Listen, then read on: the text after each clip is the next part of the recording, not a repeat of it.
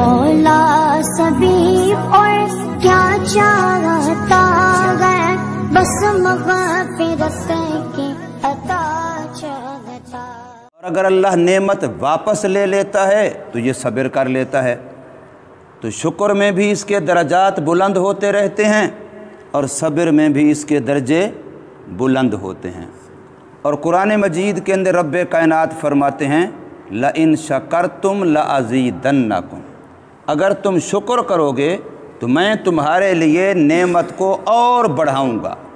اور صرف بڑھانے کا نہیں فرمایا، لَأَزِيدَنَّ کے اندر 3 تاکیدیں ہیں، ضرور ضرور ضرور بڑھاؤں گا۔ 3 دفعہ اللہ پاک پکی بات ہے، پکی بات ہے، پکی بات ہے کہ تم میری نعمت کی قدردانی کرو، میں تمہارے لیے نعمت اور بڑھاؤں گا۔ اب نعمتوں میں سے جو ہمیں اللہ نے صحت دی ہے، یہ سب سے بڑی نعمت ہے۔ جو اللہ نے ہمیں صحت و سلامتی دی ہے، یہ سب سے بڑی نعمت ہے۔ میں نے اگلے دن یہاں عرض کیا تھا کہ آپ اپنے تصور کی دنیا میں یہاں بیٹھے ہوئے صرف خیال کر لیں سول ہسپتال کا، الائڈ ہسپتال کا، کہ وہاں کتنے مسلمان بیچارے ہیں جو اس وقت تڑپ رہے ہیں۔ ہسپتال بھرے پڑے ہیں، پورا گھر کا سسٹم ڈسٹرب ہوا پڑا ہے ایک بندے کی وجہ سے، پیسے اور لگ رہے ہیں۔ اللہ نے ہمیں صحت دی ہے، سلامتی دی ہے، اس نعمت کا شکر کریں، اس نعمت کی قدر کریں۔ جب آپ شکر کریں گے، ایک تو یہ کہ آپ پر اللہ راضی ہوگا، دوسرے پھر آپ کی یہ نعمت اور بڑھے گی، اس سے بیماریاں، دکھ، مصیبتیں، حادثے، تکلیفیں دور ہوں گی اور آپ کی صحت میں اور اضافہ ہوگا۔ اللہ پاک نے روزے کی توفیق دے دی، یہ اللہ کی نعمت ہے، اس پر اللہ کا شکر کریں۔ اللہ نے نماز با جماعت کی توفیق دے دی، اللہ کی نعمت ہے، اس پر اللہ کا شکر کریں۔ کتنے بیچارے مسلمان ہیں جو صحت مند بھی ہیں، وقت بھی ہے، لیکن ان کو اول تو سجدہ نصیب نہیں ہوتا، اور اگر کرتے ہیں تو ٹوٹا پھوٹا جلدی میں بستر میں سونے کی جلدی لگی ہوتی ہے۔ کوئی بیچارہ روزہ رکھ نہیں پاتا، کوئی رکھ پاتے ہیں تو گھر والے بڑی مشکل سے اٹھا کے وہ جی ٹائم ختم ہو رہا ہے، مہربانی کرو اٹھ جاؤ۔ آخر میں کوئی 2-3-4 منٹوں میں اٹھے اور 2-3 لقمے کھائے، پھر وہیں لمبے ہو گئے۔ ایسے بہت سارے ہیں، اور بہت سارے تو وہ ہیں اللہ تعالیٰ معاف فرمائے۔ میں کل پڑھ رہا تھا کتاب کے اندر مضمون لکھا کہ انسان عبرت حاصل کرے۔ رمضان مبارک کا مہینہ آ گیا ہے، میرے گھر میں گائے موجود ہے، بھینس موجود ہے، بکری موجود ہے، گھوڑا موجود ہے، اونٹ موجود ہے، مرغی موجود ہے، کوئی نہ کوئی جانور تو ہوتے ہی ہیں گھروں میں۔ کسی بھی جانور کو دیکھے، رمضان آیا، جانور جیسے پہلے چرتا پیتا کھاتا پیتا تھا اب بھی ویسے کرتا ہے۔ اس نے تو نہیں دیکھنا کہ رمضان ہے یا غیر رمضان ہے۔ اگر وہ جانور والا بھی یہی کام کرتا ہے، اس کو بھی نہیں پتا کہ رمضان آیا ہے کہ نہیں آیا ہے، تو پھر اس بھینس میں اور اس بھینس کے مالک میں کیا فرق ہوا؟ اس گدھے میں اور گدھے کے مالک میں کیا فرق ہوا؟ اس کتے میں اور کتے کے مالک میں کیا فرق ہوا؟ وہ بھی، اس کو بھی نہیں پتا کہ رمضان مبارک آ گیا ہے۔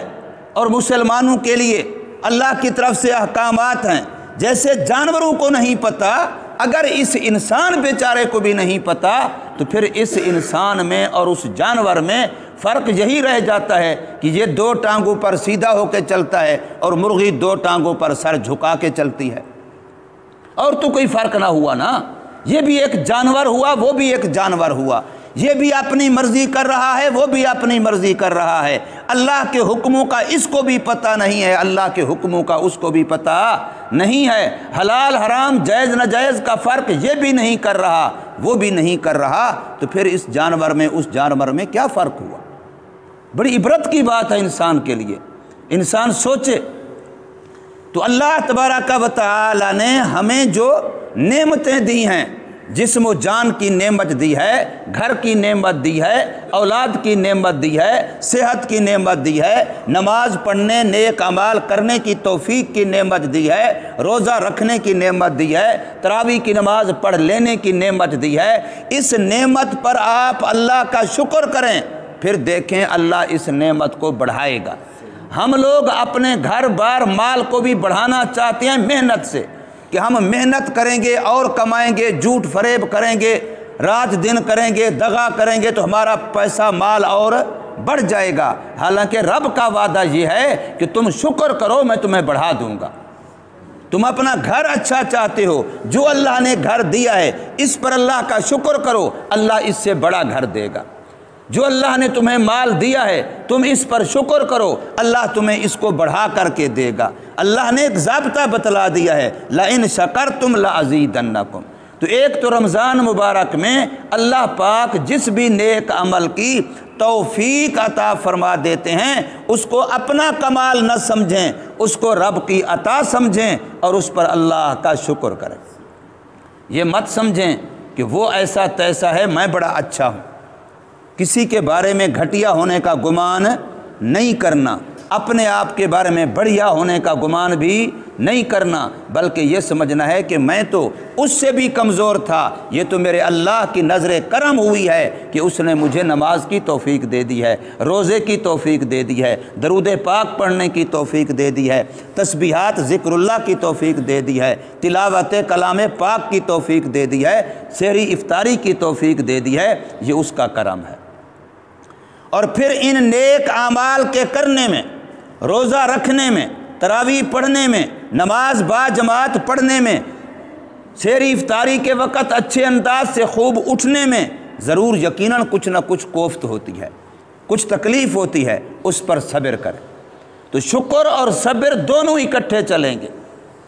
صبر کا معنی یہی ہوتا ہے کہ اپنے نفس کو، اپنی چاہتوں کو لگام ڈالنا، ان کو بریک لگانا، ان کو شریعت کے اوپر ٹکانا۔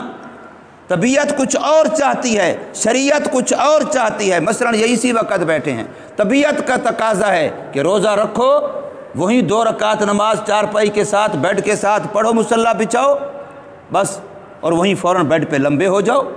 طبیعت یہ چاہتی ہے، لیکن شریعت چاہتی ہے کہ نماز با جماعت پڑھو۔ شریعت چاہتی ہے کہ نماز کے فوراً بعد نہ سوو۔ یاد رکھو یہ مستقل مسئلہ ہے۔ نماز کے فوراً بعد جو مسلمان سو جاتا ہے، نبی پاک صلی اللہ علیہ وسلم کا فرمان ہے اس کے رزق میں برکت نہیں آتی۔ سارا سال کی بات ہے، صرف رمضان کی بات نہیں ہے۔ تو جو بیچارے نماز پڑھتے ہی نہیں ہیں، اذان ہو رہی ہے وہ سوئے ہوئے ہیں، جماعت ہو رہی ہے وہ سوئے ہوئے ہیں، تو پھر صبح کو اٹھ کو کہیں جی آج دہاڑی نہیں لگی، وہ جی پیسہ آتا ہے پتہ نہیں جاتا کہاں ہے، برکت نہیں ہوتی۔ تو بھی برکت کا تو نے خود ہی بیڑا غرق کیا ہوا ہے۔ برکت کے لیے تو رسول اللہ صلی اللہ علیہ وسلم نے فرمایا تھا کہ نماز بھی پڑھو اور نماز کے بعد فوراً جلدی سوو بھی نہیں، تب برکت ہوگی۔ اور تو نماز کے لیے اٹھا ہی نہیں ہے، اذان کے وقت سو رہا ہے، نماز کے وقت سو رہا ہے، تو تیری کمائی میں برکت کہاں ہوگی؟ تو بڑے پیسے اکٹھے کرے گا لیکن جائیں گے کہاں تجھے پتہ بھی نہیں چلے گا۔ جان بھی کھپائے گا، وقت بھی کھپائے گا، محنت بھی کرے گا، لیکن تیرے پیسے آتے ہوئے نظر آئیں گے، جاتے ہوئے نظر نہیں آئیں گے، بے برکتی ہو جائے گی۔ اس لیے شکر بھی کریں جو اللہ نے ہمیں توفیق دے دی ہے، اور ساتھ ساتھ پھر اپنے نفس کو بریک لگائیں، تھوڑا سا مجاہدہ کریں، تھوڑی سی محنت کریں، تھوڑی سی ہمت سے کام لیں۔ پوری تاریخ انسانیت کے اندر، پوری تاریخ انسانیت کے اندر کوئی ایک بندہ مجھے اور آپ کو اگر کسی اللہ تعالیٰ کے قرب کے لحاظ سے، دین کے لحاظ سے، شریعت کے لحاظ سے، نیکی کے لحاظ سے اونچے درجے پہ نظر آتا ہے تو وہ تب ہے جب اس نے صبر کیا ہے، اپنے آپ کو شریعت پر ٹکایا ہے، مجاہدہ کیا ہے، قربانی دی ہے، اپنی چاہتوں کو، اپنی خواہشات کو، اپنے جذبات کو، اپنے احساسات کو قربان کیا ہے، تو پھر اللہ پاک نے اس کو بلندیاں عطا فرمائی ہیں۔ اس لیے رمضان مبارک کے اندر ان 2 کاموں کا خوب اہتمام ہو کہ ایک شریعت کے عمل کی توفیق ملنے پر شکر کریں، اور دوسرا اس توفیق پر اس عمل کرنے میں جو مجاہدہ کرنا پڑے، اس میں جو تھوڑی سی مشقت تکلیف برداشت کرنی پڑے، اس پر صبر کریں۔ اللہ پاک آپ کو شکر اور صبر کی برکت سے اپنا قرب بھی نصیب فرمائیں گے اور دنیا کی نعمتوں کے دروازے بھی آپ پر کھول دیں گے۔ اللہ تبارک و تعالی توفیق عمل عطا فرمائے۔